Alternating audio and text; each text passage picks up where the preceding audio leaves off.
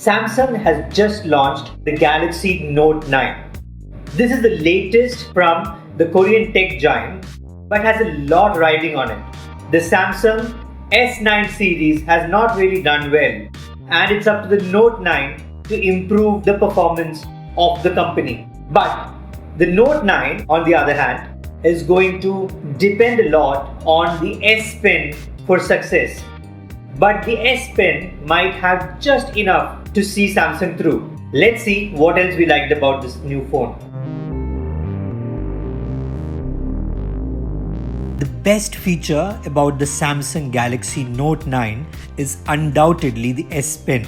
The S Pen now comes with Bluetooth Low Energy, which can stay alive for about 30 minutes. You can now use the S Pen to control the camera on the phone, to click through presentations, or just to watch YouTube like a remote.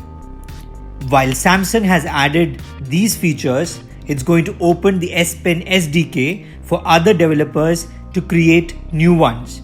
When it comes to performance, one thing that people will be looking forward to is the 4000 mAh battery.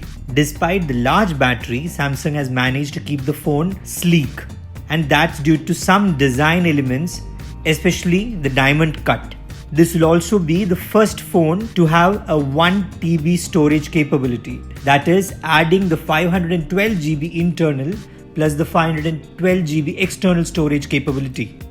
Then there is Samsung DeX, which has now been improved. This means you don't need a dock anymore to run DeX. This is going to be a good value add for a lot of users. The camera is incorporating a lot of artificial intelligence and will be able to see and understand at least 20 scenes.